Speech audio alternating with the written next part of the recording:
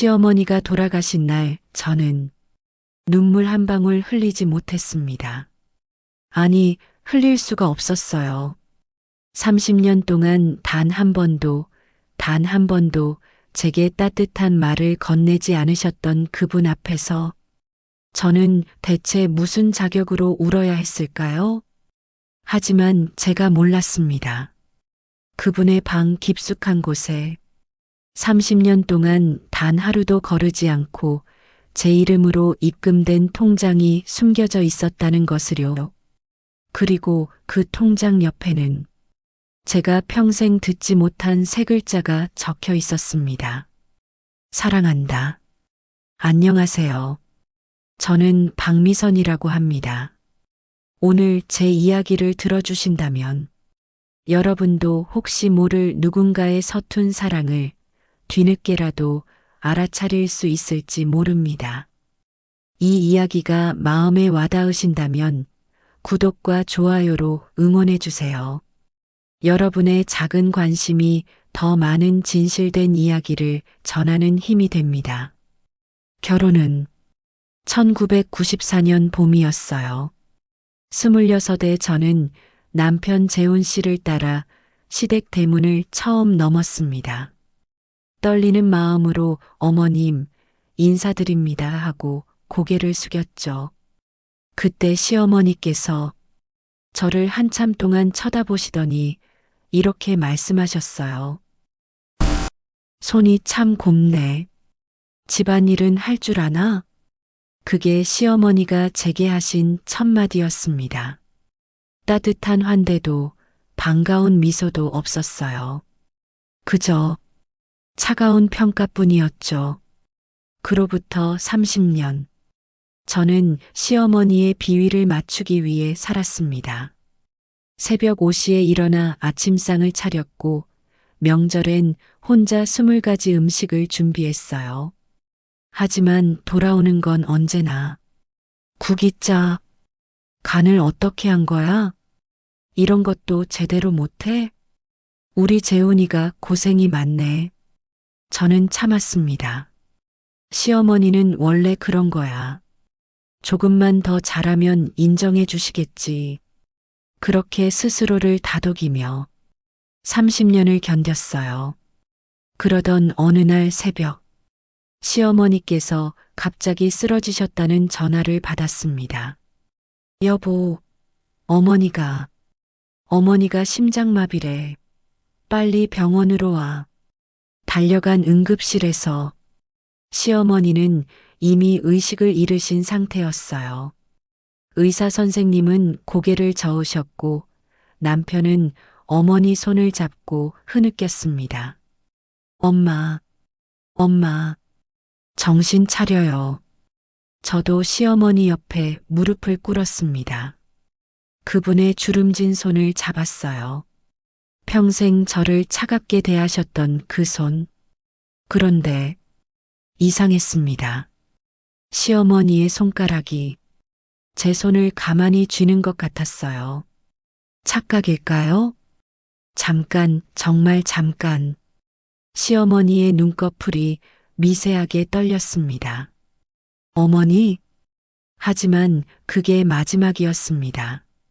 며느리가 울지도 않네. 30년 살았으면 정이 들 법도 한데 좀 냉정한 거 아니야? 저는 알고 있었습니다. 사람들이 뭐라고 하는지. 저 며느리 차갑다. 시어머니한테 정도 없나? 하지만 저는 정말 울 수가 없었어요. 30년간 사랑받지 못했다고 믿었던 사람 앞에서 어떻게 슬퍼해야 하는지 몰랐습니다. 그렇게 3일장을 치르고 장지까지 다녀왔습니다. 집으로 돌아온 날 밤, 남편은 지쳐서 먼저 잠들었고 저는 혼자 거실에 앉아 있었어요. 그때 문득 시어머니 방에서 불빛이 새어나오는 것 같았습니다. 착각이었죠. 하지만 저도 모르게 그 방문을 열었습니다. 방 안은 그대로였어요. 시어머니의 채취가 아직 남아 있었고 머리맡 탁자에는 읽다 만 책이 놓여 있었습니다. 저는 그 방 한가운데 서서 처음으로 깨달았어요. 이제 정말 끝이구나. 이제 영영 그분의 진심을 들을 수 없구나. 그날 밤 저는 처음으로 울었습니다. 장례식장에서 흘리지 못했던 눈물을 시어머니의 빈 방에서 혼자 쏟아냈어요. 시어머니가 돌아가신 지 일주일이 지났습니다. 집안은 여전히 조문객들의 흔적으로 어수선했고 저는 차일피일 미뤄왔던 일을 더 이상 피할 수 없었습니다. 시어머니 방 정리. 남편과 딸 민지가 함께 방문을 열었을 때 우리는 한동안 말없이 서 있었어요. 엄마, 어디서부터 시작할까? 글쎄다. 일단 옷장부터 정리해 볼까? 시어머니의 옷들은 대부분 낡고 수수했습니다. 비싼 옷 한 벌 없이 그저 깨끗하게 빨아 입으신 면 옷들 뿐이었어요. 어머니가 이 옷 참 좋아하셨는데. 여보, 괜찮아요? 미안해. 나 잠깐 밖에 나가 있을게. 남편은 견디지 못하고 방을 나갔습니다. 저와 민지 둘만 남았어요. 엄마, 이것 봐. 할머니가 모으신 사진들이야. 민지가 건넨 앨범에는 오래된 가족 사진들이 가득했습니다. 젊은 시절의 시어머니, 시아버지, 그리고 낯선 청년 한 명. 민지야, 이 사람 누군지 아니? 잘 모르겠는데. 아빠 옆에 있는 걸 보니 친척 아닐까? 사진 속 청년은 남편과 닮았지만 어딘가 달랐습니다. 더 환하고 더 자유로워 보였어요. 뒷면에는 희미한 글씨로 이렇게 적혀 있었습니다. 1989년 여름, 태식이와 재훈이. 태식? 그 이름이 왜인지 가슴 한구석을 건드렸습니다. 하지만 깊이 생각할 겨를이 없었어요. 정리할 게 너무 많았으니까요. 옷장 아래 서랍을 열었을 때였습니다. 제일 안쪽 오래된 이불 사이에 낡은 보자기에 쌓인 상자 하나가 숨겨져 있었어요. 엄마, 저게 뭐야? 모르겠다. 상자는 생각보다 무거웠습니다. 먼지가 수북이 쌓여 있었고 보자기는 세월의 발에 있었어요. 천천히 보자기를 풀었습니다. 그리고 뚜껑을 열었을 때 저는 숨이 멎는 듯 했습니다. 엄마, 이게 통장? 상자 안에는 은행 통장 여러 권이 가지런히 정리되어 있었습니다. 그리고 그 옆에는 낡은 일기장 한 권. 저는 떨리는 손으로 제일 위에 있던 통장을 집어들었습니다. 통장 표지를 펼치는 순간 이게 대체 엄마 왜 그래? 내 이름이야. 응? 무슨 소리야? 예금주가 박미선이야. 내 이름으로 된 통장이라고. 뭐? 손이 심하게 떨렸습니다. 통장 첫 페이지를 넘겼어요. 개설일 1994년 3월 5일. 최초 입금 3만 원. 1994년 3월. 그건 내가 결혼한 바로 그 달이잖아. 다음 페이지, 또 다음 페이지. 매달 빠짐없이 3만 원씩 입금되어 있었습니다. 엄마, 이거 봐. 2024년 2월까지 계속 입금되어 있어. 할머니 돌아가시기 한 달 전까지. 그럴 리가. 머리가 하얘졌습니다. 30년 동안 단 한 달도 거르지 않고 제 명의로 통장에 돈을 넣으신 거예요? 저를 그토록 차갑게 대하셨던 시어머니가, 저를 한 번도 인정하지 않으셨던 그분이, 엄마, 이거 다른 통장도 있어. 민지가 건넨 통장은 2건 더 있었습니다. 하나는 적금, 하나는 정기예금. 모두 제 명의였어요. 엄마, 이거 다 합치면 1,000만 원이 넘어. 뭐라고? 정확히는 1,080만 원. 1,080만 원. 30년 동안 매달 3만 원씩. 가난한 시골 노인이 모으기에는 결코 적지 않은 돈이었습니다. 저는 그대로 바닥에 주저앉았어요. 엄마, 괜찮아? 괜찮을 리가 없지. 도대체 왜 이러신 거야? 저한테 그렇게 차갑게 대하시면서 왜 이런 걸? 엄마, 민지가 제 등을 토닥여줬습니다. 한참을 그렇게 있다가 저는 상자 속 일기장을 발견했어요. 낡고 바랜 표지, 제목도 없이 그저 시어머니의 손때만 묻어있는 일기장. 떨리는 손으로 첫 장을 펼쳤습니다. 그리고 그곳에 적힌 첫 문장을 읽는 순간 1994년 3월 1일 오늘 우리 재훈이가 미선이를 데려왔다. 이 애가 우리 집에 복이 되길. 엄마, 할머니가 엄마를 복이라고 하셨어? 그랬나 봐. 그날 밤 저는 잠들 수 없었습니다. 통장과 일기장을 품에 안고 시어머니 방에서 밤을 지새웠어요. 30년 동안 제가 몰랐던 진실이 이 안에 있었습니다. 시어머니의 진짜 마음이. 어머니, 대체 무슨 의미였던 건가요? 다음 날 아침 저는 남편과 딸에게 아무 말도 하지 않았습니다. 통장과 일기장을 가방 깊숙이 넣고 혼자 집을 나섰어요. 이건 제가 혼자 감당해야 할 것 같았습니다. 은행 앞에 섰을 때 다리가 떨렸습니다. 정말 들어가도 되는 걸까? 진실을 알고 싶으면서도 동시에 두려웠어요. 하지만 저는 은행 문을 열고 들어갔습니다. 어서 오세요. 무엇을 도와드릴까요? 이 통장 거래 내역을 확인하고 싶은데요. 신분증 확인 부탁드립니다. 은행원이 제 신분증과 통장을 확인하더니 잠시 놀란 표정을 지었어요. 고객님, 이 통장 정말 오래되셨네요. 1994년도 개설이면 거의 30년. 네. 그래서 전체 거래 내역을 출력해 주실 수 있을까요? 물론입니다. 잠시만 기다려 주세요. 프린터에서 용지가 쏟아져 나왔습니다.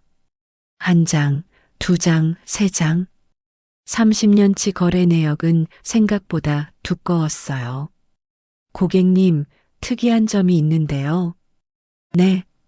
이 통장, 예금주님께서 직접 입금하신 적은 한 번도 없으세요. 전부 대리 입금이네요. 대리 입금이요? 네. 김순자 고객님께서 매달 직접 오셔서 입금하셨어요. 인감도장이 등록되어 있어서 가능했습니다. 그 말을 듣는 순간 가슴이 철렁 내려앉았습니다. 시어머니께서 30년 동안 직접 은행에 오셔서 제 명의로 돈을 넣으셨다는 거잖아요. 그리고 이거 보세요. 딱 한 번도 안 빠지셨어요. 1994년 4월부터 2024년 2월까지 정확히 매월 1일에 입금하셨습니다. 2024년 2월이요? 네. 마지막 입금이 2월 1일이었으니까. 아, 김순자 고객님은 지금 돌아가셨습니다. 3월 초에. 아, 그러시군요. 죄송합니다. 저는 출력된 용지를 받아들고 은행 밖으로 나왔습니다. 근처 공원 벤치에 앉아 한 장 한 장 넘겨봤어요. 1994년 4월 1일 마이너스 입금 3만 원. 1994년 5월 1일 마이너스 입금 3만 원. 1994년 6월 1일 마이너스 입금 3만 원. 끝없이 이어지는 3만 원의 기록들. 그때 문득 깨달았습니다. 1997년 여름 제가 유산으로 한 달 내내 병원에 입원해 있을 때도, 2003년 겨울 시아버지 장례식으로 온 집안이 뒤집혔을 때도, 2015년 봄 시어머니께서 무릎 수술을 받으시고 거동도 불편하셨을 때도 단 한 번도 거르지 않고 이 통장에 돈을 넣으셨다는 것을요. 눈물이 흘러내렸습니다. 그날 오후 저는 집으로 돌아가지 못했습니다. 발걸음은 저도 모르게 시어머니 산소로 향하고 있었어요.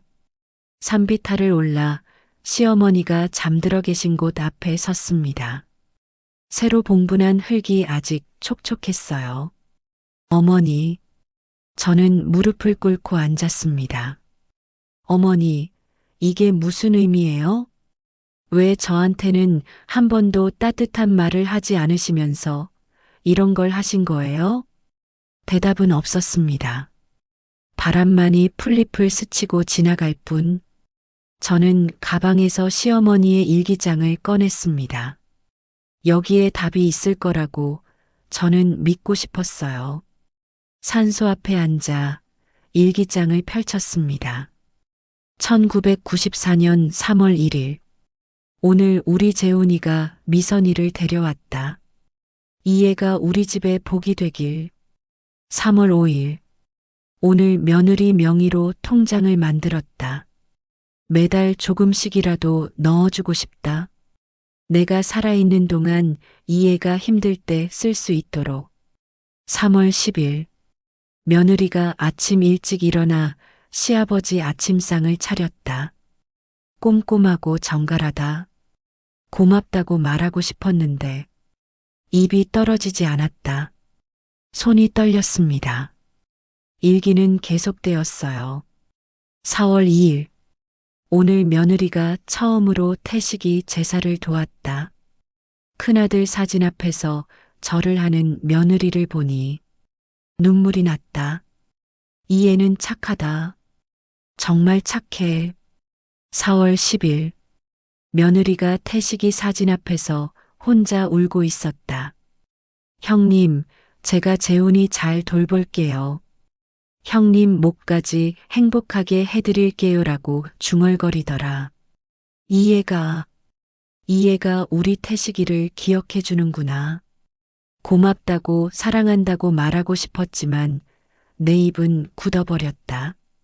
태식, 또 그 이름. 저는 일기장을 덮고 깊게 숨을 들이마셨습니다. 태식이라는 사람이 대체 누구길래 시어머니의 일기에 이렇게 자주 등장하는 걸까요? 그리고 왜 제가 그 사람을 기억해드렸다는 걸로 시어머니가 우셨던 걸까요?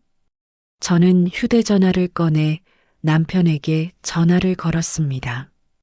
여보, 어디야? 걱정했잖아. 여보, 나 지금 어머니 산소에 있어. 산소에? 갑자기 왜? 여보, 나한테 숨긴 거 있지? 뭐? 태식이라는 사람. 누구야? 전화기 너머로 남편의 숨소리가 거칠어졌습니다. 긴 침묵이 흘렀어요. 어떻게 알았어? 어머니 일기장을 찾았어. 그 안에 태식이라는 이름이 계속 나와. 일기장. 저는 남편의 목소리가 떨리는 걸 느낄 수 있었습니다. 여보, 제발 말해줘. 태식이가 누군지. 그리고 왜 어머니가 그 사람 때문에 그렇게 우셨는지. 형이야. 뭐? 태식이는 내 형이었어. 저는 숨이 멎는 듯 했습니다. 형님이 있었어? 왜 한 번도 말 안 했어?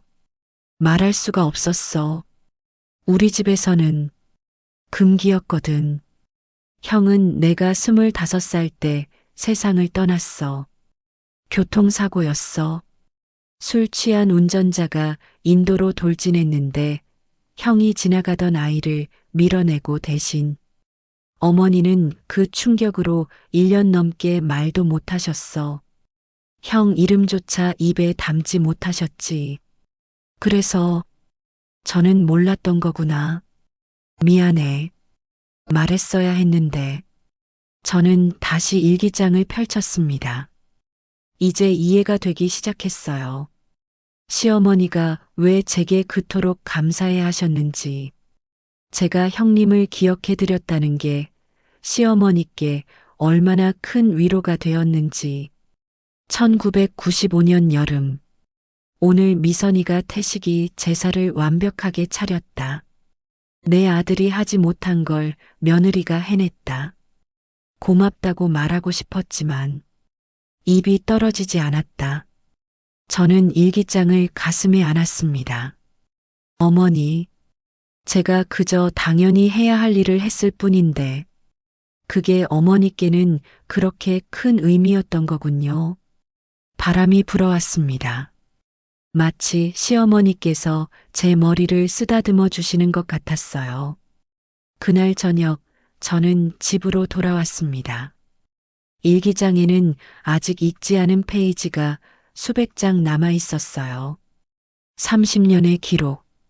시어머니께서 제게 하지 못한 말들이 그 안에 가득했습니다. 저는 거실 불을 켜고 일기장을 펼쳤습니다. 이제부터가 진짜 시작이었습니다. 1996년 봄, 미선이가 임신했다. 손주를 본다니, 태식이가 살아있었으면 얼마나 좋아했을까. 미선아, 고맙다. 우리 집에 다시 웃음을 가져다 줘서. 1997년 여름, 미선이가 유산했다. 병원에서 혼자 우는 모습을 봤다. 안아주고 싶었다. 괜찮다고, 엄마가 여기 있다고 말해주고 싶었다. 하지만 나는 그저 돌아섰다. 왜 나는 이렇게 비겁한가? 눈물이 멈추지 않았습니다. 시어머니는 저를 사랑하고 계셨던 거예요. 단지 표현하지 못했을 뿐. 저는 일기장을 더 빠르게 넘겼습니다. 마지막 페이지로 가고 싶었어요. 시어머니의 마지막 말씀을 듣고 싶었습니다. 그리고 마침내 저는 형광펜으로 표시된 날짜를 발견했습니다. 2023년 12월 25일. 시어머니가 돌아가시기 2달 전. 손이 떨렸습니다. 천천히 그 페이지를 펼쳤습니다.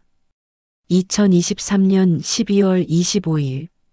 시어머니의 마지막 크리스마스. 저는 그 페이지를 펼치려다가 멈췄습니다. 두려웠어요. 이 페이지를 넘기면 제가 평생 몰랐던 진실과 마주하게 될 것 같았습니다. 그때였습니다. 거실 불이 켜지고 뒤에서 딸의 목소리가 들려왔어요. 엄마. 저는 화들짝 놀라 일기장을 덮었습니다. 민지야, 자지 않고 뭐해? 엄마야말로. 새벽 2시인데 거실에서 뭐해? 딸 민지는 제 옆에 앉았어요. 그리고 제 손에 들린 일기장을 발견했습니다. 그거 할머니 일기장이지? 응. 엄마, 오늘 하루 종일 이상했어. 아침에 나갈 때부터 표정이 안 좋더니 저녁에 돌아와서도 계속 멍하니 있고. 무슨 일 있어? 저는 대답하지 못했습니다. 민지는 제 손에서 일기장을 가만히 빼앗아 들었어요. 엄마, 혼자 감당하지 마. 나도 할머니 손녀잖아. 같이 읽자. 민지야. 엄마는 항상 혼자 다 짊어지려고 해.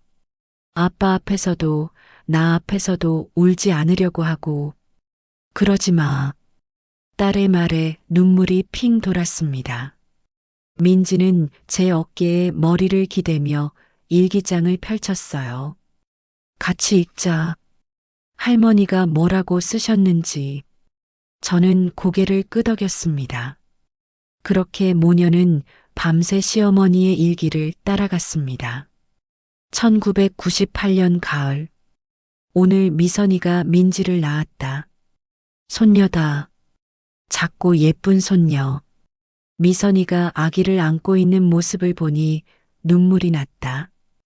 이 애가 우리 집에 가져다 준 복이구나. 민지의 목소리가 떨렸어요. 엄마, 할머니가 나를 복이라고 하셨어. 그랬나 봐. 2005년 여름, 오늘 민지가 처음으로 할머니라고 불렀다. 가슴이 벅찼다. 미선이가 키운 아이가 이렇게 밝고 예쁘게 자라다니. 고맙다, 미선아. 2010년 봄, 미선이가 민지 학교 준비물을 밤새 만들어주고 있었다. 저렇게 정성스러운 엄마를 두고 민지는 행복하겠다. 나는 재훈이에게 저런 엄마가 되어주지 못했다. 2015년 겨울, 내 무릎 수술 후 미선이가 3달 동안 나를 간호해줬다. 말 한마디 없이 묵묵히. 이 애는 천사다. 민지는 일기를 읽으며 눈물을 흘렸습니다. 엄마, 할머니가 엄마를 이렇게 생각하고 계셨어? 저도 몰랐어. 그럼 왜 할머니는 평소에 엄마한테 그렇게 차갑게 대하신 거야? 저는 일기장 초반부로 돌아갔습니다. 그리고 민지에게 읽어줬어요. 1994년 5월. 오늘 미선이에게 고맙다고 말하려 했다. 입까지 나왔다가 다시 삼켰다. 며느리한테 약한 모습 보이면 안 된다고 생각했다. 시어머니는 강해야 한다고. 내가 배운 대로. 할머니 세대는 그랬어. 며느리한테 다정하게 대하면 안 된다고 배웠던 거야. 시어머니는 엄하고 강해야 한다고. 그게 가족을 지키는 방법이라고 믿으셨던 거지. 그래도 한 번쯤은 말씀하실 수 있었잖아. 사랑한다고. 고맙다고. 그러게. 한 번만이라도. 민지가 다시 일기장을 넘겼습니다. 그리고 멈췄어요. 엄마, 이것 봐. 어디? 2000년 추석. 오늘 미선이에게 고맙다고 말하려 했다. 하지만 재훈이가 옆에 있어서 못했다. 아들 앞에서 며느리를 칭찬하면 며느리가 우쭐해질까봐. 참 바보 같다. 나 자신이 한심하다. 2005년 설날. 미선이가 떡국을 끓였다. 맛있었다. 정말 맛있었다. 하지만 나는 짜다고 했다. 왜 그랬을까? 습관이 되어버렸다. 칭찬하지 않는 게. 2010년 추석. 미선이 얼굴에 피곤이 가득하다. 미안하다. 내가 더 도와줘야 하는데. 하지만 나는 그저 잔소리만 했다. 이것도 못하냐고. 정말 못된 시어머니다. 민지가 흐느꼈습니다. 할머니, 왜 이러셨어? 그냥 말씀하시면 되는 건데. 표현이 서툴렀던 거야. 사랑하는 방법을 몰랐던 거지. 그래도 너무해. 엄마는 평생 할머니한테 사랑받지 못한다고 생각하고 살았잖아. 저는 딸을 끌어안았습니다. 괜찮아. 이제 알았으니까. 늦었잖아. 할머니는 돌아가셨는데. 그래도 알게 된 게 다행이야. 평생 모르고 살았으면 더 억울했을 거야. 민지는 일기장을 다시 넘기기 시작했어요. 2015년, 2016년, 2017년. 시간이 흐를수록 시어머니의 글씨는 떨려갔습니다. 그리고 내용은 점점 더 절박해졌어요. 2018년 가을. 요즘 미선이가 많이 지쳐 보인다. 걱정이다. 말을 걸고 싶지만 어떻게 시작해야 할지 모르겠다. 30년 동안 쌓인 벽이 너무 높다. 2020년 봄. 코로나 때문에 모두가 힘들다. 미선이가 민지 걱정에 잠을 못 잔다. 나도 똑같다. 우리 손녀 아프지 않게 해달라고 매일 기도한다. 2021년 여름. 오늘 미선이 생일이었다. 축하한다고 말하고 싶었다. 결국 못했다. 대신 통장에 돈을 더 넣었다. 10만 원. 이것밖에 못하는 나 자신이 한심하다. 엄마 생일 때마다 할머니가 이러셨어? 일기장을 확인해 보니 그랬어요. 매년 제 생일마다 시어머니는 평소보다 더 많은 돈을 통장에 넣으셨더라고요. 그게 시어머니가 축하를 표현하는 방법이었던 거예요. 민지가 소리내어 울었습니다. 할머니, 할머니, 저도 함께 울었어요. 그렇게 모녀는 밤새 시어머니의 30년 일기를 읽었습니다. 새벽 4시가 되었을 때 우리는 마침내 마지막 부분에 도달했어요. 2023년 크리스마스. 시어머니가 돌아가시기 2달 전. 형광펜으로 표시된 그 날짜. 민지가 손을 멈췄습니다. 엄마, 여기부터는. 엄마가 읽어.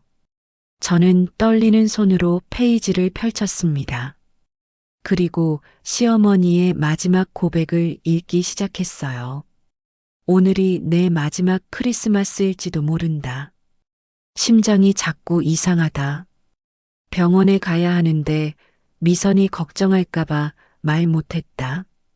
30년 동안 나는 이애에게 한 번도 고맙다고, 사랑한다고 말하지 못했다. 왜 그랬을까? 처음엔 자존심 때문이었다.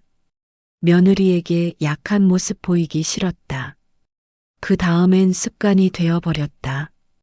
차갑게 대하는 게 이제 와서 말하면 이상할 것 같았다.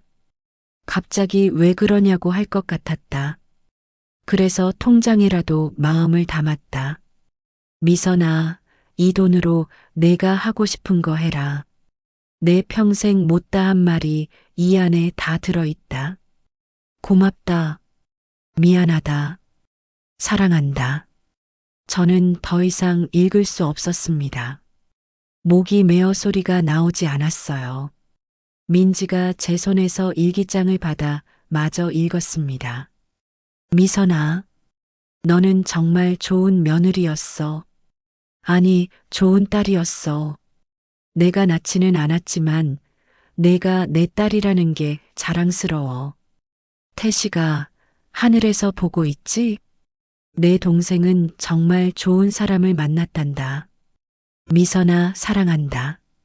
미안하다. 그리고 고맙다. 민지가 일기장을 덮었습니다. 모녀는 한참 동안 아무 말도 하지 못했어요. 거실에는 우리의 흐느낌만이 가득했습니다. 동이 트기 시작했습니다. 민지가 조용히 말했어요. 엄마, 이제 알았지? 할머니가 엄마를 얼마나 사랑하셨는지. 응. 할머니는 서툴렀을 뿐이야. 표현을 못하셨을 뿐이지 사랑은 진짜였어. 저는 일기장을 가슴에 안았습니다. 어머니, 이제야 알았어요. 당신의 차가운 말투 뒤에 숨겨진 따뜻한 마음을, 당신의 잔소리 속에 담긴 걱정을, 당신의 침묵 안에 있던 사랑을. 민지가 제 손을 잡았어요. 엄마, 이제 뭐 할 거야? 저는 일기장 마지막 페이지를 다시 펼쳤습니다. 그곳에는 접힌 쪽지 하나가 끼워져 있었어요. 이건 뭐지? 손이 떨렸습니다. 혹시 이것이 시어머니가 남긴 마지막 메시지가 아닐까? 저는 천천히 그 쪽지를 펼쳤습니다. 쪽지는 낡고 누렇게 발에 있었습니다. 시어머니의 떨리는 글씨가 한자 한자 새겨져 있었어요. 민지가 제 어깨 너머로 함께 읽기 시작했습니다. 미선아, 이 편지를 읽고 있다면 나는 이미 떠났겠구나. 저는 숨을 멈췄습니다. 이건 시어머니의 유언이었어요. 30년 동안 너에게 못되게 굴어서 미안하다. 사실 난 너를 미워한 적이 단 한 번도 없었어. 오히려 너무 고마워서, 너무 사랑스러워서 어떻게 표현해야 할지 몰랐단다. 민지가 흐느꼈습니다. 저도 눈물을 참을 수 없었어요. 내가 우리 재훈이를 살렸어. 태식이를 잃고 죽어가던 그 애를 다시 웃게 만들어줬어. 태식, 또다시 그 이름. 저는 편지를 읽다 말고 남편을 깨우러 갔습니다. 여보, 여보, 일어나. 남편 재우는 잠결에 눈을 떴어요. 응? 무슨 일이야? 지금 몇 시인데? 이것 좀 봐. 어머니가 남기신 편지야. 재우는 벌떡 일어나 거실로 나왔습니다. 민지와 저, 그리고 재훈. 우리 가족 셋은 소파에 둘러앉아 편지를 함께 읽었어요. 내가 매년 태식이 제사를 챙기는 걸 나는 다 알고 있었어. 고맙다. 내가 차마 입에 올리지 못한 이름을 내가 기억해줘서. 재훈의 눈에서 눈물이 흘러내렸습니다. 형? 저는 남편의 손을 꼭 잡았어요. 여보, 형님 이야기 좀 더 해줘. 어떤 분이셨어? 재훈은 한참을 망설이다 입을 열었습니다. 형은 나보다 3살 위였어. 28배 세상을 떠났지. 형은 정말 밝은 사람이었어. 항상 웃고 사람들을 웃겼어. 어머니가 제일 자랑스러워 하시던 아들이었지. 의대생이었거든. 의사가 되는 게 꿈이었어. 그런데 1993년 겨울이었어. 형이 밤늦게 학교에서 돌아오는 길이었어. 횡단보도 앞에 아이 하나가 길을 건너고 있었는데 술 취한 운전자가 그쪽으로 돌진한 거야. 형은 주저없이 뛰어들어 아이를 밀어냈어. 대신 형이 차에 치였지. 민지가 손으로 입을 막았습니다. 할아버지. 재우는 고개를 떨구며 말을 이었어요. 형은 병원으로 옮겨졌지만 이틀 만에 세상을 떠났어. 어머니는 그 충격으로 말을 잃으셨어. 1년 넘게. 아버지도 술만 드셨고 우리 집은 그렇게 무너졌어. 그때 내가 너를 만났어. 결혼하고 집에 데려왔지. 어머니는 처음에 며느리를 받아들일 마음의 준비가 안 되어 있으셨어. 태식이 자리를 누군가 대신한다는 게 받아들여지지 않으셨던 거야. 그런데 여보, 너 기억나? 우리 결혼하고 첫 추석 때 저는 고개를 끄덕였어요. 기억하지? 형님 제사를 처음 봤을 때 그날 어머니가 형 사진을 꺼내지도 못하고 계셨어. 너무 아프셨던 거야. 그런데 여보, 내가 조용히 다가가서 말했잖아. 어머니, 형님 제사 지내야 하지 않을까요? 제가 도와드릴게요. 그날 어머니 표정을 나는 평생 잊을 수 없어. 놀라움, 고마움, 슬픔, 모든 감정이 뒤섞여 있었어. 그날 밤 어머니가 형 사진 앞에서 처음으로 우셨어. 1년 만에 처음으로. 저는 그때 일이 떠올랐습니다. 시댁에 시집온 첫 추석. 거실 한쪽에 먼지 쌓인 액자가 놓여 있는 걸 봤어요. 젊은 청년의 밝은 미소가 담긴 사진. 직감적으로 알았어요. 이분이 이 집의 아픔이구나. 그래서 조심스럽게 시어머니께 여쭤봤던 거예요. 어머니, 이분 제사는 언제예요? 시어머니는 그때 저를 한참 쳐다보셨어요. 차갑지도 따뜻하지도 않은 눈빛으로. 그러더니 떨리는 목소리로 말씀하셨죠. 다음 주 화요일이다. 저는 그날부터 태식 형님 제사를 준비했습니다. 어떻게 차려야 하는지 시어머니께 여쭤보고 형님이 좋아하셨던 음식을 배웠어요. 시어머니는 제게 하나하나 가르쳐 주시면서 처음으로 부드러운 표정을 지으셨어요. 재훈이 말했습니다. 그때부터야 어머니가 조금씩 말을 하기 시작하신 게 내가 형 이야기를 꺼내도 괜찮다는 걸 보여줬으니까. 어머니는 내게 너무 고마워하셨어. 그런데 왜 저한테는 한 번도 그런 말씀을 안 하신 거예요? 재우는 편지를 가리켰어요. 여기 나와 있잖아.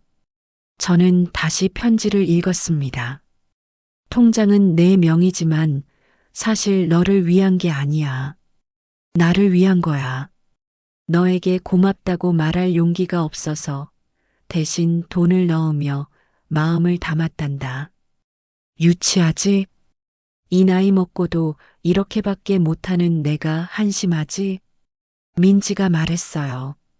할머니, 한심한 게 아니라 서툰 거였어. 미선아, 부디 나를 용서해다오. 그리고 이 돈으로 내가 하고 싶었던 거 해라. 여행이든 취미든 뭐든 좋다. 평생 우리 집안 뒷바라지만 하느라 고생한 내 인생이니까. 사랑한다, 내 딸아. 시어머니 김순자. 편지가 끝났습니다. 우리 가족은 한참 동안 아무 말도 하지 못했어요. 거실에는 흐느낌만이 가득했습니다. 재훈이 제 손을 잡았습니다. 여보, 미안해. 내가 어머니와 너 사이를 더 잘 이어줬어야 했는데. 아니야. 괜찮아. 아니야, 괜찮지 않아. 나는 겁쟁이였어. 어머니 눈치만 보고 너 편을 제대로 들어주지도 못했어. 민지가 우리 사이에 끼어들었어요. 엄마, 아빠, 이제 그만 울어. 할머니가 저 위에서 보고 계실 텐데. 저는 눈물을 닦았습니다. 그래, 맞아. 이제 그만 울어야지. 재훈도 고개를 끄덕였어요. 어머니가 바라셨던 건 우리가 슬퍼하는 게 아니라 행복하게 사는 거잖아. 민지가 통장을 들어보였습니다. 엄마, 할머니가 엄마한테 하고 싶은 거 하라고 하셨잖아. 뭐 하고 싶어? 저는 한참 생각했어요. 하고 싶은 것. 30년 동안 한 번도 생각해 본 적 없는 질문이었어요. 그런데 문득 하나가 떠올랐습니다. 카페? 응. 작은 카페를 하나 열고 싶어. 동네 사람들이 편하게 와서 커피 마시고 이야기 나눌 수 있는 그런 곳. 재훈이 미소 지었어요. 좋은데? 어머니도 좋아하실 것 같아. 민지가 박수쳤어요. 엄마, 완전 좋아. 이름은 뭐로 할 거야? 저는 시어머니의 편지를 다시 내려다봤습니다. 그리고 조용히 말했어요. 순자의 딸. 응? 카페 이름. 순자의 딸로 할 거야. 재훈과 민지가 환하게 웃었습니다. 어머니가 정말 좋아하시겠다. 저도 웃었어요. 30년 만에 처음으로 진심으로 웃는 것 같았습니다. 그날 새벽 우리 가족은 시어머니 산소로 향했습니다. 손에는 시어머니가 좋아하시던 국화꽃을 들고 산소 앞에 무릎을 꿇고 앉았어요. 어머니, 이제야 알았어요. 당신의 마음을. 30년이 걸렸지만 이제야 이해했어요. 미안하다고, 고맙다고, 사랑한다고. 제가 먼저 말씀드릴게요. 어머니, 미안해요. 당신의 마음을 몰라봐서. 고마워요. 저를 딸처럼 사랑해 주셔서. 그리고 사랑해요. 바람이 불어왔습니다. 마치 시어머니가 대답하시는 것 같았어요. 나도 사랑한다. 내 딸아. 해가 떠올랐습니다. 새로운 날이 시작되고 있었어요. 저는 이제 알았습니다. 끝은 또 다른 시작이라는 것을, 그리고 늦은 사랑도 사랑이라는 것을. 시어머니 산소에서 돌아온 후 저는 며칠 동안 일기장을 손에서 놓지 못했습니다. 아직 읽지 않은 페이지들이 있었어요. 시어머니의 마지막 몇 달, 돌아가시기 직전의 기록들.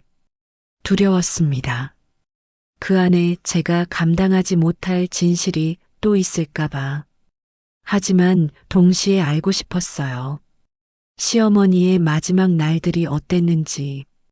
어느 날 밤 저는 용기를 내어 일기장을 다시 펼쳤습니다. 2024년 1월. 시어머니가 돌아가시기 2달 전. 2024년 1월 5일. 오늘 병원에 갔다. 미선이 몰래. 의사가 심각한 표정으로 말했다. 부정맥이 심하다고. 언제 큰일이 날지 모른다고. 입원을 권했지만 거절했다. 집에서, 가족 곁에서 마지막을 맞고 싶다. 손이 떨렸습니다. 시어머니는 이미 아셨던 거예요. 당신에게 시간이 얼마 남지 않았다는 것을. 1월 10일. 오늘 미선이가 점심을 차려줬다. 된장찌개와 고등어구이. 맛있었다. 정말 맛있었다. 맛있다고 말하고 싶었다. 하지만 또 국이 짜다고 말해버렸다. 30년 된 습관을 고칠 수가 없다. 미선아, 미안하다. 눈물이 흘렀습니다. 그날 기억나요. 제가 정성껏 끓인 된장찌개를 시어머니가 한 숟가락 드시더니 짜다고 하셨어요. 저는 속으로 역시나라고 생각했었죠.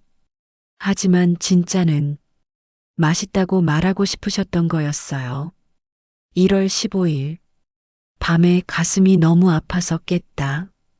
구급차를 불러야 하나 생각했지만 미선이를 깨우기 싫었다. 그 애는 낮에도 힘든데 밤까지 고생시킬 수 없어. 그냥 참았다. 새벽 4시까지 참았다. 다행히 진통제를 먹으니 좀 나아졌다. 미선아, 몰라서 미안하다. 저는 일기장을 덮었습니다. 숨이 막혔어요. 시어머니는 그렇게 아프셨는데 저는 전혀 몰랐어요. 1월 20일. 오늘 미선이가 빨래를 널고 있었다. 겨울바람에 손이 빨개진 채로. 고맙다고 말하고 싶었다. 대신 빨래를 저렇게 너냐고 잔소리했다. 정말 못된 시어머니다. 내가 죽으면 미선이가 후련해하지 않을까? 아니에요, 어머니. 저는 일기장에 대고 울었어요. 후련하지 않아요. 너무 슬퍼요. 1월 25일. 오늘 민지가 놀러 왔다. 손녀가 안아주며 할머니 보고 싶었다고 했다. 눈물이 날 뻔했다. 참았다. 며느리 앞에서 약한 모습 보일 수 없어서. 민지야, 할머니도 너 보고 싶었어. 말 못해서 미안해. 2월 1일. 오늘 마지막으로 은행에 갔다. 미선이 통장에 3만 원을 넣었다. 36첫 번째 입금이다. 30년. 이제 더는 못 넣을 것 같다. 몸이 너무 안 좋다. 미선아, 이 돈으로 꼭 행복해라. 그게 마지막이었어요. 그 다음 페이지는 비어 있었습니다. 시어머니는 더 이상 쓰실 힘이 없으셨던 거예요. 저는 페이지를 계속 넘겼습니다. 그리고 마지막 페이지 전 접혀 있는 종이 하나를 발견했어요. 편지와는 다른 종이. 작고 낡은 메모지였습니다. 펼쳐보니 시어머니의 떨리는 글씨가 가득했어요.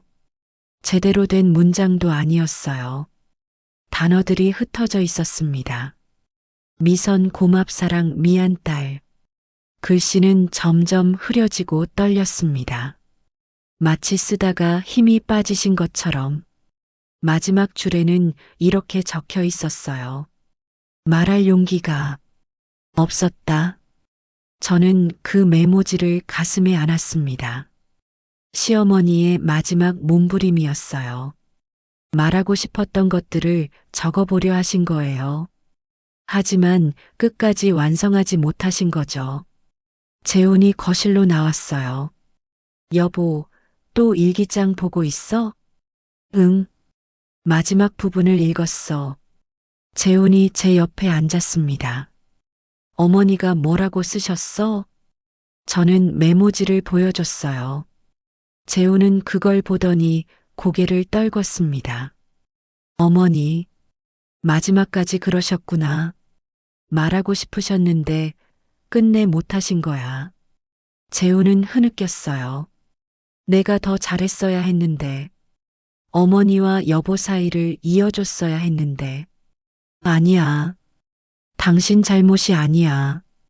그럼 누구 잘못이야? 어머니는 표현 못하시는 분이었고, 나는 겁쟁이였고, 결국 여보만 혼자 상처받은 거잖아. 여보. 재훈이 제 손을 꼭 잡았습니다. 여보, 미안해. 30년 동안 힘들었지? 괜찮아. 이제 다 이해했으니까. 이해로 끝낼 문제가 아니야. 여보는 평생 사랑받지 못한다고 생각하며 살았잖아. 저는 고개를 저었어요. 아니야. 이제 알았어. 사랑받고 있었다는 걸. 단지 표현 방식이 달랐을 뿐이야. 어머니는 말로는 못하셨지만 통장으로, 일기로, 침묵으로 사랑하셨어. 그게 더 슬픈 거 아니야? 그럴 수도 있지. 하지만 여보, 생각해봐. 어머니 세대는 그렇게 배웠어. 감정을 드러내면 안 된다고. 시어머니는 강해야 한다고. 그게 가족을 지키는 방법이라고 믿으셨던 거야. 하지만 결국 여보를 지키지 못했잖아. 여보 마음에 상처만 남겼어. 저는 일기장을 펼쳐 보였어요. 아니야. 어머니는 지켜주셨어. 이렇게.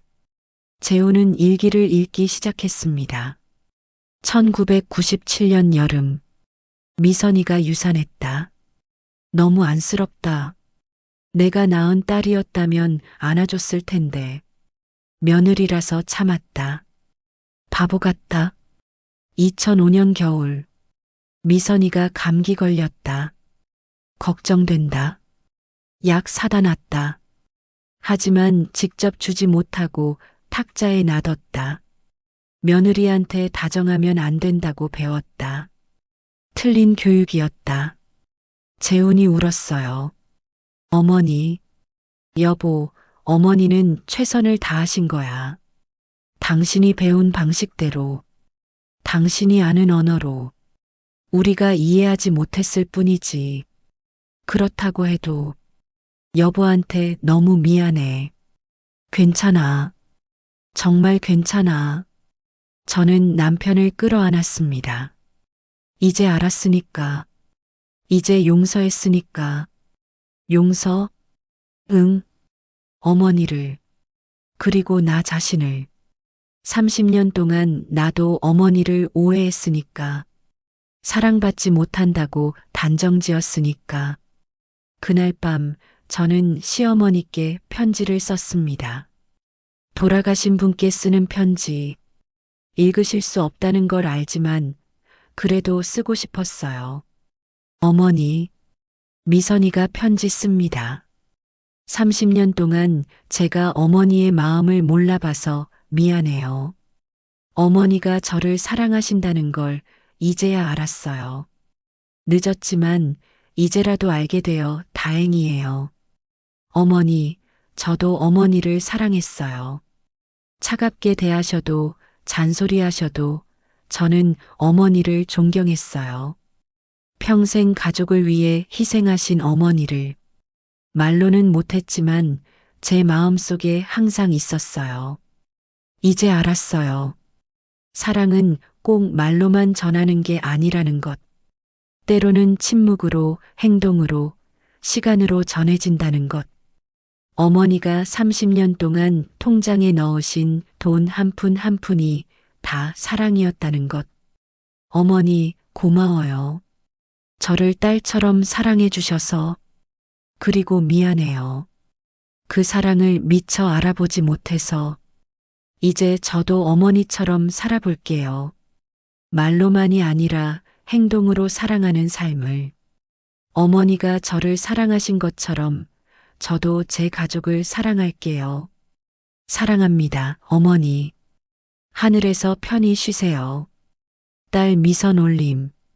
편지를 다 쓰고 저는 시어머니 영정 앞에 놓았습니다. 그리고 절을 했어요. 30년 만에 처음으로 진심으로. 영정 속 시어머니는 미소 짓고 계셨어요. 마치 말하시는 것 같았습니다. 잘했어, 내 딸아. 이제 행복하렴. 눈물이 흘렀습니다. 하지만 이번엔 슬픈 눈물이 아니었어요. 해방의 눈물이었습니다. 용서의 눈물이었습니다. 그리고 사랑의 눈물이었습니다. 시어머니가 돌아가신 지 한 달이 지났습니다. 저는 매일 아침 시어머니의 일기장을 펼쳐 한 페이지씩 읽었어요.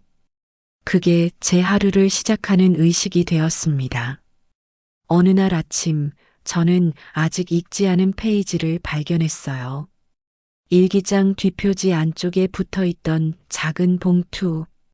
숨겨져 있어서 미처 발견하지 못했던 것이었습니다. 봉투에는 미선에게라고 쓰여 있었어요. 손이 떨렸습니다. 이게 마지막일까요? 시어머니가 제게 남기신 진짜 마지막 말씀? 봉투를 열었습니다. 안에는 2장의 종이가 들어 있었어요. 하나는 편지, 또 하나는 오래된 사진이었습니다. 사진부터 꺼내봤어요. 낡고 바랜 사진. 젊은 시어머니가 2 아들을 양옆에 앉히고 환하게 웃고 있었습니다. 오른쪽이 남편 재훈, 왼쪽이 태식 형님. 사진 뒷면에는 이렇게 쓰여 있었어요. 1992년 여름. 우리 가족이 가장 행복했던 날. 저는 편지를 펼쳤습니다. 시어머니의 글씨가 또렷했어요. 일기보다 정성스럽게 쓰신 것 같았습니다. 미선아, 이 편지는 내가 마지막으로 정신이 온전할 때 쓰는 거란다. 의사가 말했어. 심장이 언제 멈출지 모른다고. 그래서 꼭 전하고 싶은 말을 남긴다. 너는 정말 좋은 며느리였어. 아니, 며느리가 아니라 딸이었어. 내가 낳지는 않았지만 너는 내 딸이야. 30년 전 재훈이가 너를 처음 데려왔을 때를 기억해. 태식이를 잃은 지 1년 만이었어. 나는 아직도 슬픔 속에 있었고 새 며느리를 맞을 준비가 안 되어 있었지. 그런데 너는 달랐어. 조용히 묵묵히 우리 집에 스며들었어. 태식이 사진을 닦아주고 제사를 챙기고 내가 울 때 옆에 있어줬어. 말은 없었지만 내 존재 자체가 위로였어. 나는 그게 너무 고마웠어. 하지만 고맙다고 말할 수가 없었어.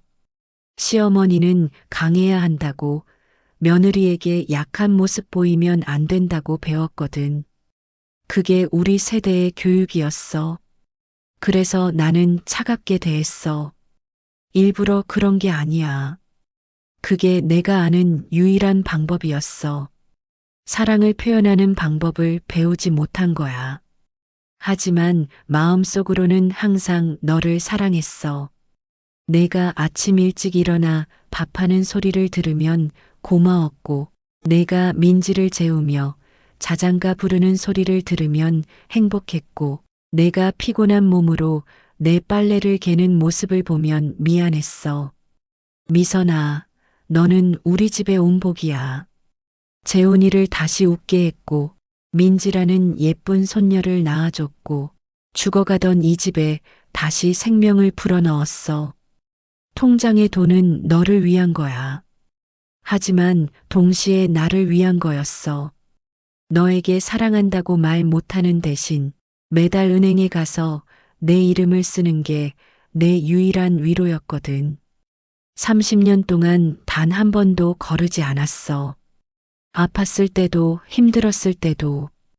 왜냐하면 그게 내가 너를 사랑하는 유일한 방법이었으니까. 미선아, 내가 죽으면 울지 마. 나는 행복했어. 너 같은 딸을 둬서, 민지 같은 손녀를 둬서, 재훈이가 너처럼 좋은 사람을 만나서 나는 복받은 시어머니야.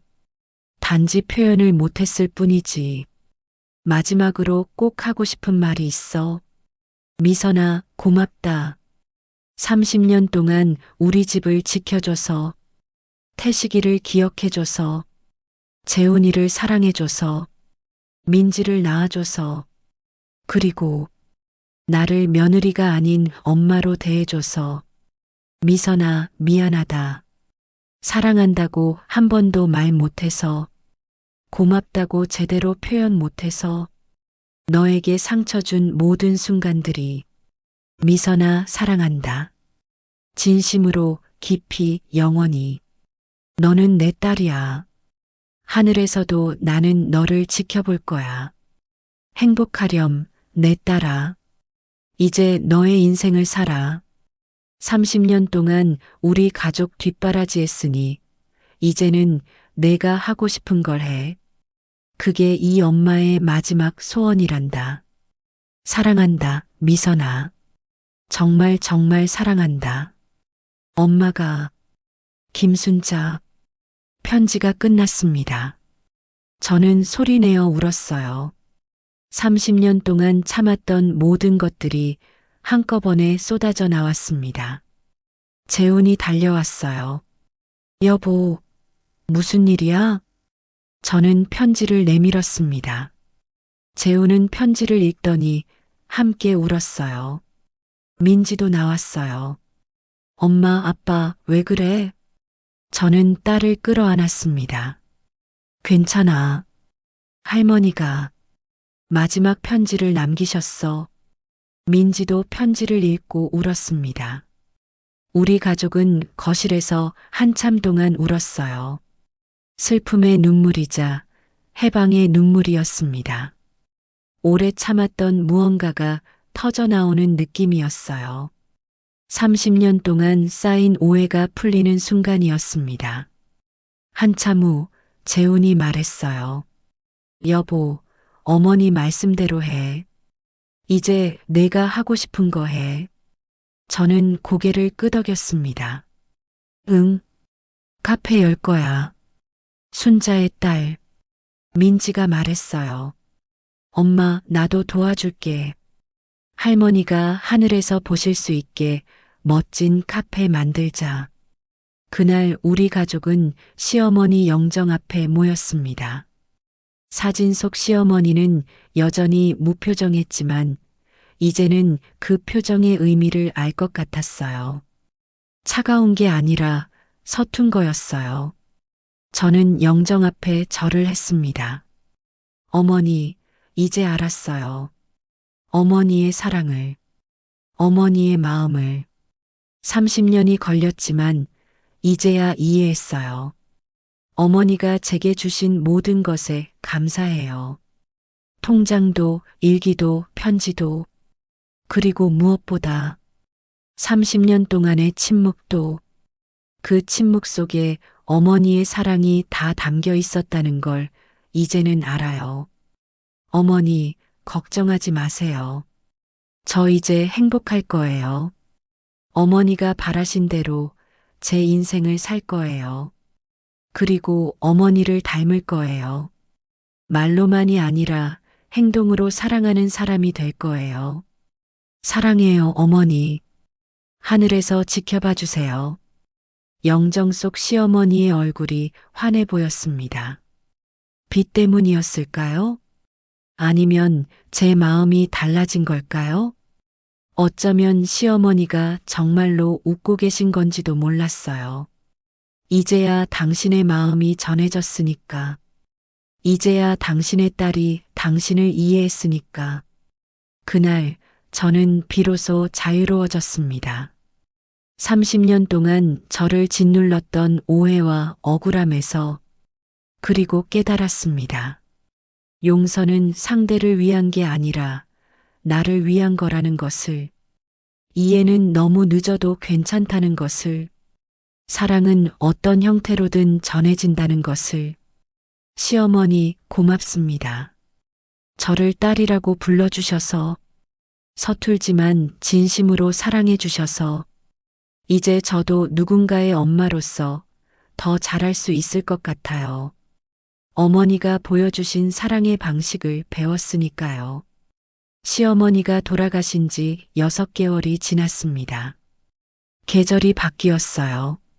차가운 겨울이 지나고 따뜻한 봄이 왔습니다. 오늘은 제 카페 오픈 첫날입니다. 작지만 따뜻한 공간. 시어머니가 남겨주신 통장으로 만든 저만의 공간. 카페 이름은 순자의 딸. 간판을 올리는 순간 눈물이 났어요. 저는 정말로 시어머니의 딸이 되었습니다. 카페 안쪽 벽에는 시어머니 사진이 걸려 있어요. 그리고 그 옆에는 30년 된 적금 통장이 액자로 걸려 있습니다. 그 아래 작은 문구. 사랑은 때때로 서툴고 늦고 말없이 찾아옵니다. 첫 손님은 민지였습니다. 엄마, 축하해. 진짜 예쁘다. 고마워, 딸. 민지는 벽에 걸린 할머니 사진을 올려다 봤어요. 할머니가 보고 계실까? 보고 계실 거야. 분명히. 재훈도 들어왔습니다. 여보, 정말 멋진데? 어머니가 정말 좋아하셨을 거야. 그렇지? 우리 가족은 카페 한가운데에 앉아 첫 커피를 마셨어요. 창밖으로는 봄볕이 쏟아졌습니다.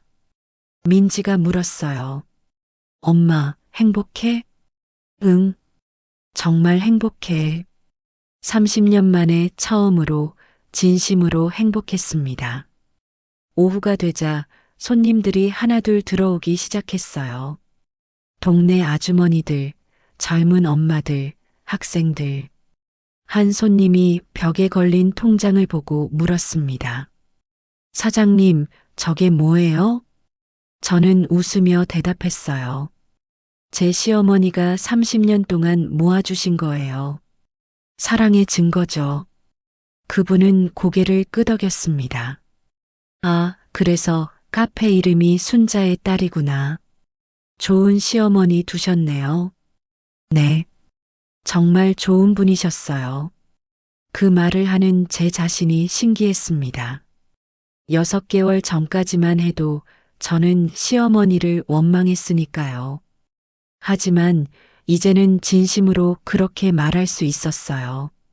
저녁이 되자 카페는 조용해졌습니다. 마지막 손님이 나가고 저는 혼자 남았어요. 문을 잠그고 정리를 시작했습니다. 테이블을 닦고 의자를 정돈하고 설거지를 했어요. 모든 일을 마치고 저는 시어머니 사진 앞에 섰습니다. 어머니, 오늘 첫날이었어요. 손님들이 많이 왔어요. 다들 좋아했어요. 어머니가 남겨주신 덕분이에요. 어머니의 사랑 덕분에 저는 이렇게 제 꿈을 이뤘어요. 고맙습니다, 어머니. 그리고 사랑해요. 사진 속 시어머니는 여전히 무표정했지만 저는 이제 그 표정 뒤에 숨은 미소를 볼 수 있었어요. 집으로 돌아가는 길. 저는 시어머니 산소에 들렀습니다. 손에는 오늘 카페에서 만든 커피 한 잔. 산소 앞에 앉아 커피를 따랐어요. 어머니, 제가 만든 커피예요. 맛보세요. 바람이 불었습니다. 커피 향이 바람에 실려 날아갔어요. 마치 시어머니가 마시시는 것 같았습니다. 어머니, 오늘 정말 행복했어요. 손님들이 제 커피를 맛있다고 했어요. 카페가 예쁘다고 했어요. 그리고 어머니 이야기를 했더니 다들 부러워했어요. 그런 시어머니를 두다니 복받았다고. 저도 그렇게 생각해요. 저는 정말 복받은 며느리였어요. 아니, 복받은 딸이었어요. 어머니가 제게 주신 건 돈만이 아니었어요. 용기였어요. 사랑이었어요. 그리고 용서였어요. 어머니 덕분에 저는 배웠어요. 사랑은 꼭 말로만 하는 게 아니라는 것. 때로는 침묵으로도 행동으로도 전해진다는 것. 그리고 이해는 늦어도 괜찮다는 것. 중요한 건 결국 이해하게 된다는 거잖아요. 어머니, 저도 이제 민지에게 더 잘할 수 있을 것 같아요. 어머니처럼 서툴지만 진심으로 사랑하는 엄마가 될 거예요. 그리고 언젠가 민지도 이해하겠죠. 제가 했던 모든 말과 행동이 사랑이었다는 것을. 해가 지고 있었습니다. 주황빛 노을이 하늘을 물들였어요. 저는 산소에서 일어섰습니다. 어머니, 이제 갈게요. 내일 또 올게요. 오늘 있었던 이야기 들려드릴게요. 집으로 돌아오니 재훈과 민지가 저녁을 준비하고 있었어요. 여보 왔어? 첫날 어땠어? 좋았어. 정말 좋았어. 민지가 달려와 안겼습니다. 엄마, 자랑스러워. 저는 딸을 꼭 안았어요. 고마워, 민지야. 저녁을 먹으며 우리는 오늘 하루를 이야기했습니다. 카페에 왔던 손님들, 그들의 이야기, 웃음. 재훈이 말했어요. 어머니가 정말 기뻐하실 거야. 저도 그렇게 생각해요. 저녁을 마치고 저는 시어머니 일기장을 다시 펼쳤습니다. 이제는 매일 읽는 습관이 되었어요. 오늘은 예전에 읽었던 페이지를 다시 읽었습니다. 1994년 3월 1일. 오늘 우리 재훈이가 미선이를 데려왔다. 이 애가 우리 집에 복이 되길. 저는 웃었습니다. 어머니, 저는 복이 되었나요? 바람이 창문을 흔들었어요. 마치 대답하는 것 같았습니다. 그럼 넌 우리 집 최고의 복이었어.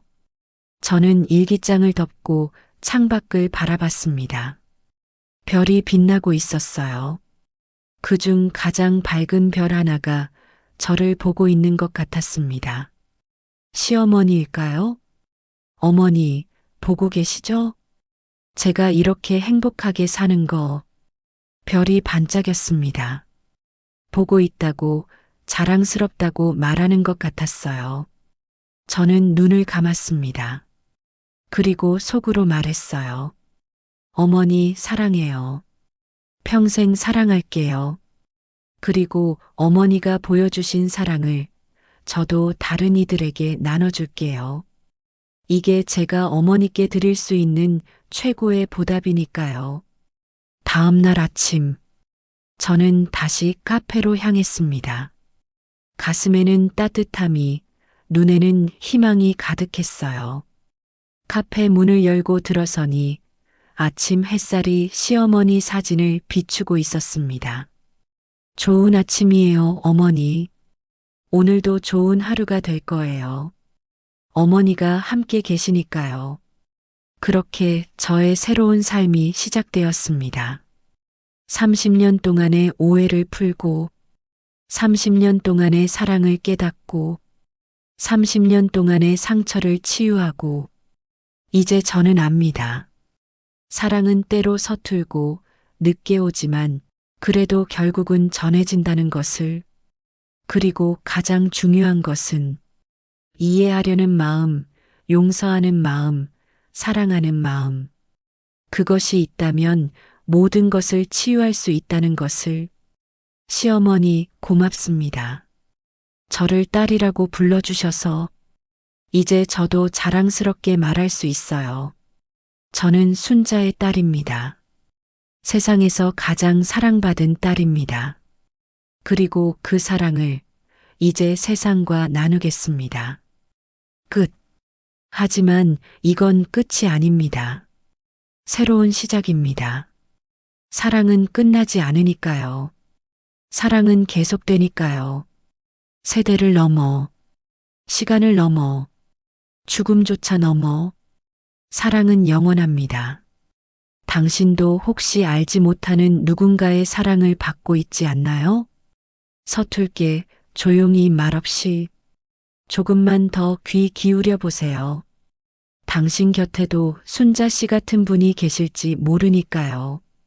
이상 박미선의 이야기였습니다. 들어주셔서 감사합니다.